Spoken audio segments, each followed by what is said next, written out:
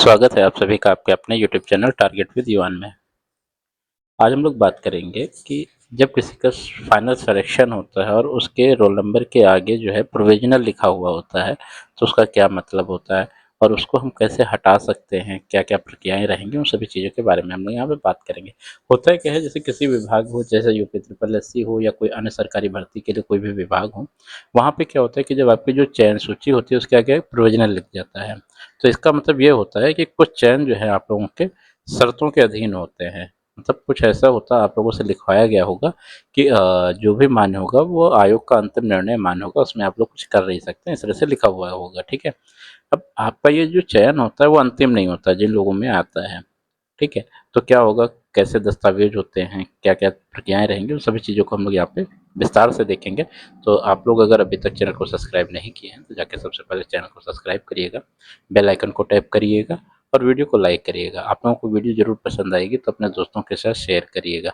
और ये कोई एक भर्ती के लिए नहीं है, यूपी ट्रिपल एससी हो, पुलिस भर्ती हो, कोई भी हो, जहाँ पे प्रोविजनल अगर आपका लिख के आया है तो वो लोग अपना डाउट यहाँ से क्लियर कर सकते हैं। हम यहाँ पे आप लोगों को 3 नोटिस दिखाएंगे अभी, जहाँ पे प्रोविजनल लिखा हुआ है, और उसके बाद पहले तो 2 दिखाएंगे जिसमें प्रोविजनल लिखा हुआ है, तीसरी वो दिखाएंगे कि आयोग क्या करता है, ठीक है। तो बढ़ते हैं यहाँ पे वीडियो में। सबसे पहले हम लोग यहाँ देखेंगे, ये एक नोटिस है, रिजल्ट आया हुआ था होम्योपैथिक का 25 जून को, ठीक है। ये 25 जून को एक रिजल्ट आया था, होम्योपैथिक भेषजिक का था। यहाँ पर 397 पद थे और उसमें 395 लोगों का चयन हुआ था। यहाँ पर 2 जो हैं दिव्यांग श्रेणी के जो अभ्यर्थी थे वो नहीं मिले हुए हैं, तो वो नेक्स्ट भर्ती में काउंट हो जाएंगे। यहाँ पे इस तरह से आया हुआ है। यहाँ पर हम लोग कुछ रोल नंबर लिखे हुए हैं, उन रोल नंबर को हम यहाँ पे दिखाते हैं आप लोगों को, ठीक है। जैसे प्रोविजनल की अगर हम लोग बात करें, देखिए यहाँ पे ये रोल नंबर लिखा हुआ है, इसमें प्रोविजनल लिखा हुआ है, यहाँ पे ये एक प्रोविजनल लिखा हुआ है, ठीक है। इसी तरह नीचे बढ़ेंगे तो यहाँ पे देखिए एक ये लिखा हुआ है। ये बीच बीच में कुछ जगहों पे प्रोविजनल आपको लिखा हुआ दिख जाएगा, ये होम्योपैथिक का है, ठीक है। जैसे यहाँ पे देखिए 2 लोगों का यहाँ पे दे रखा है, एक यहाँ पे है। ये तो जनरल कैटेगरी के थे। इसके बाद हम लोग देखेंगे, यहाँ पे देखिए नीचे भी है, अनुसूचित जाति की अगर बात करें, देखिए यहाँ पे भी प्रोविजनल लिख के आ रहा है। ये जो प्रोविजनल लिख के आता है इसका क्या कारण है, ठीक है, ये देखेंगे। यहाँ पर एक दूसरा नोटिफिकेशन है, हम लोग देख लेते हैं। ये 23 जून को जो है एग्रीकल्चर टेक्निकल असिस्टेंट का रिजल्ट आया हुआ था, ठीक है। इसमें भी यही चीज़ें थी, कुछ लड़कों का जो है या कुछ अभ्यर्थी ऐसे हैं जिन लोगों के रिजल्ट में जो है प्रोविजनल लिख के आया हुआ है, ठीक है। यहाँ पे देखेंगे प्राविधिक सहायक ग्रुप सी है, ये प्रोविजनल आपका यहाँ पे लिख के आया हुआ है, ठीक है। इस तरह से ये प्रोविजनल लिख के आए हुए हैं। तो ऐसे अभ्यर्थी बहुत परेशान है, हमारे पास कॉल भी आई, मैसेज भी आए हैं ग्रुप पे, ठीक है। और ये जो हमारा यूट्यूब चैनल है, जो हमने वीडियो वगैरह पोस्ट किए थे रिजल्ट से संबंधित, उसमें भी जो है बहुत सारे कमेंट थे कि प्रोविजनल वाले जो अभ्यर्थी हैं उनको क्या करना पड़ेगा, ठीक है। इसमें क्या होता है कि आपका सिलेक्शन हो भी सकता है और कुछ ऐसे भी अभ्यर्थी होते हैं जिनके डॉक्यूमेंट्स उस तरह से नहीं मिल पाते हैं, तो वो लोग बाहर भी जा सकते हैं। अब हम आपको जो है एक नोटिफिकेशन दिखाएंगे कि वहाँ पे क्या है, जो प्रोविजनल वाले लड़के थे उनको बुलाया गया है, ठीक है। तो उसमें क्या क्या चीज़ें होती हैं, यहाँ पर अगर हम लोग देखेंगे तो ये 30 जून का एक नोटिफिकेशन आया हुआ है, ठीक है। आयोग के विज्ञापन संख्या ये 2015 का है, अनुदेशक का है, 2015 में आया हुआ था। यहाँ पे प्लम्बर के जो हैं 38 पद थे, ठीक है।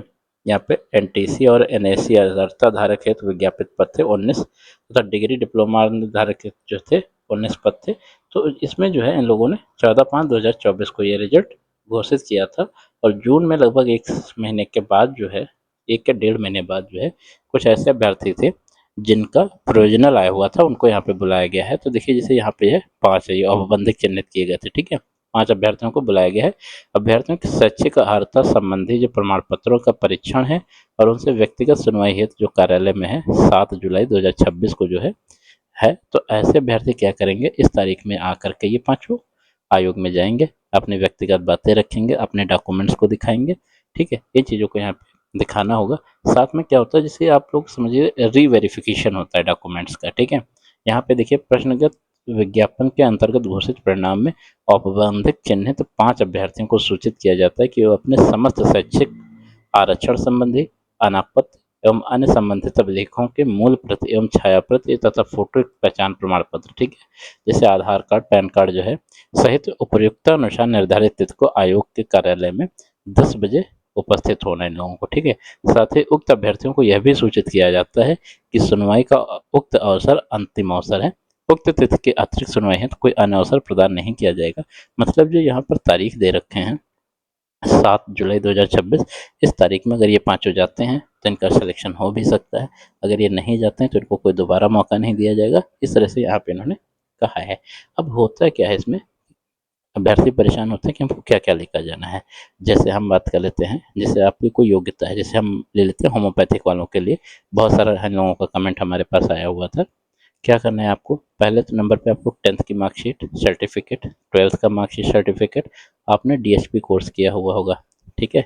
उसमें क्या करना है, मार्कशीट आपको लेके जानी है, ठीक है, फर्स्ट ईयर और सेकेंड ईयर, ठीक है। साथ में क्या होगा, इसके बाद आपने इंटर्नशिप किया होगा, उसका जो आपको प्रमाण पत्र मिलता है 3 मंथ का, ठीक है, आपको वो लेके जाना है। उसके बाद क्या होगा, आप जब ये सब कंप्लीट किए होंगे तो आपका रजिस्ट्रेशन हुआ होगा होम्योपैथिक मेडिसिन बोर्ड में, ठीक है, आपको वो लेके जाना है। ये तो आपका नॉर्मल हो गए। उसके बाद अगर आप ओबीसी से हैं, ईडब्ल्यूएस से हैं तो ईडब्ल्यूएस से हैं तो ईडब्ल्यूएस, ओबीसी से हैं तो जब का जात प्रमाण पत्र, एससी एसटी हैं तो उनका भी जात प्रमाण पत्र यहाँ पे लगेगा, ठीक है। कोशिश करिएगा आप लोग कि जब आपने फॉर्म भरा था उस समय जो लगा हुआ था वो ले जाइए, नहीं है तो आप नया भी लेके जाएंगे वो भी मान्य हो जाएगा, ठीक है। तो यहाँ पे हो जाएगा कास्ट सर्टिफिकेट। इसके बाद आप निवास लिए जाइएगा, ठीक है। साथ में आप अपना आधार, पैन, इस तरह से ये लेके जाना है। सबसे ज़्यादा ये दिक्कत आती है महिला कैंडिडेट में, ठीक है, फीमेल में। यहाँ पे क्या होता है, महिलाओं की शादी हो चुकी होती है तो जो जाति प्रमाण पत्र होता है वो पिता पक्ष से मांगा जाता है। तो आप लोग क्या करिए, आप अपनी तहसील में जो है एक पिता पक्ष से बनवा लीजिए। अपने तहसील में जाइए, वहाँ पे क्या है, ऑफलाइन जो बनता है जाति प्रमाण पत्र उसको बनवा लीजिए, ठीक है। आप लोग उसको लगा दीजिए। दूसरा ये है, बुलाया इसलिए भी जाता है कि जैसे किसी का रजिस्ट्रेशन है, ठीक है, उसमें कुछ अगर गलत है या साथ में इंटर्नशिप है उसमें कुछ गलत है, इस तरह से बुलाया जाता है। परेशान होने के लिए आप लोगों को ज़रूरत नहीं है। बस ये है कि आपके जो कागज़ हों जुनून हो, ओरिजिनल हो, कोई भी फर्जी डॉक्यूमेंट्स ना हो जिससे आप वहाँ पे फंस सकें, ठीक है। तो कोशिश ये करिएगा आप अपने सारे ओरिजिनल डॉक्यूमेंट्स लेके जाइएगा, साथ में उसकी क्या है, एक मूल प्रत और एक छाया प्रत, ठीक है। मूल तो आपके ओरिजिनल हो जाएंगे लेकिन आपको एक छाया प्रत लेके जानी होगी। जो भी आपकी तारीख होगी, ठीक है, उस तारीख में जो है आप लोगों को यहाँ पर जाके सबमिट करना होगा और उसके बाद जो है आयोग आपका फाइनल रिजल्ट घोषित करेगा, तब आप लोगों की ज्वाइनिंग होगी। तो कैसी लगी आप लोगों को वीडियो, कमेंट बॉक्स में बताइएगा। मिलते हैं अगली वीडियो में, तब तक के लिए नमस्कार, धन्यवाद।